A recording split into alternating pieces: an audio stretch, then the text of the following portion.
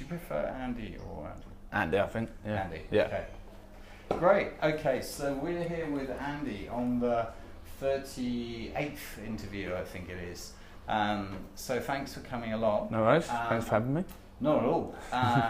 So the battery's running out, so we're going to have to keep it short and sweet. It's as simple as that. I talk quite quickly on a camera, so that's great. That's great. So, what are the 3 words that summarise New Zealand for you? I think sort of obviously being relatively new to New Zealand. Yeah. And just for the benefit of the people, where are you from? I'm from England. Yeah. Okay. So yeah, I've been here for 9 months now. Okay. So Okay. still fresh. Yeah. I'd say. No, that's but I think the initial things that I'd probably think of is the scenery of New Zealand. Yes. So I'd say beauty being one of the words. Yes. There's a sort of slightly relaxed vibe. Yes. So yes. Obviously compared to the stress and strains and the hustle and bustle of England, everyone's a bit more relaxed. Yeah, everyone's and with that sort of people become more friendly. Yes. So it's a sort of the 3 things which are sort of the expectations when you come across here as well. So kind of friendly, relaxed, and the scenery being beautiful. Those 3 things are kind of very much what you'd expect, and when you come there, kind of realise. Yeah, absolutely. So the next question is, what should New Zealand be? And I think you talked about I wouldn't change that sort of vision, especially coming from England, because it's like the dream. It's like, wow, it's like it's what one person said. It's like England on steroids. Yes. So, So it should never really change that. That's really good. Yeah. So we talked about places in New Zealand that really kind of sum up New Zealand, that are very exciting, and you started talking about Queenstown. Yeah. So the reason it sort of appealed to me so much, obviously, is the scenery. Yes. And of course, there's such a wide variety of cultures. Yes. Obviously, it's like a backpackers mecca. Yes. So Yes. everyone sort of from around the world comes there and obviously mingles with sort of a lot of Kiwi people, and there's just this really good it's a melting pot. And there's like a really good sort of relaxed vibe there, and everyone's just there to have a good time. That's awesome. It's a great place. So we talked about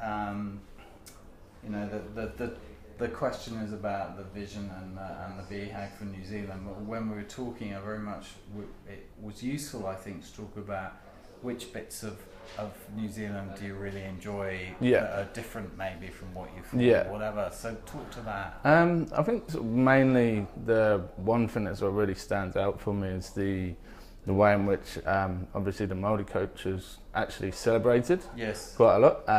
In England we have many different cultures, but there's not it's not sort of as plain to see as they're the not Māori. celebrated in the same way. Not as much, you can't no. pick at the you can't point at the Polish community and say, right, that exactly. It's not celebrated. Yeah, I mean, unless you go to sort of very sort of specific areas within England, it's sort of quite hard to see that. But here, it's sort of everywhere you go. Yes. It's it's a very sort of tight knit integration. Yeah. And I think that's sort of that's a really cool thing. Yeah. It's really interesting as well. So we talked about whether you've seen a New Zealand company that summarises the best of New Zealand. You just genuinely weren't sure. So. No, not completely. I mean, I'm not wholly aware of all the New Zealand companies and sort of obviously how they operate and stuff. So that's absolutely fine. Yeah. But the kind of when we talked about the imagery of New Zealand, the kind of imagery you had in your head before you came was. It was just scenery and small villages and hippies and camper vans. I think it's the sort of main vibe you get.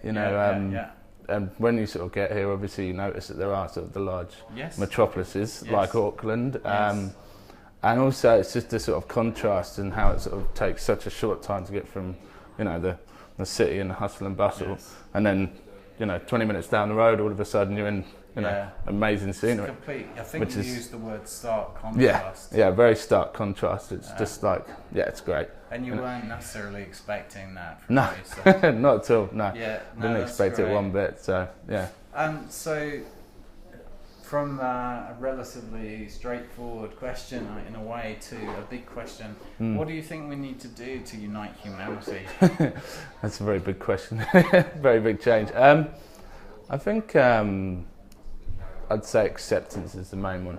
Yeah. So just like if everyone could actually, because they always say sort of world peace and all that sort of thing. Yes. And the only way you could ever achieve any semblance of peace if everyone just accepts everyone else. Yeah.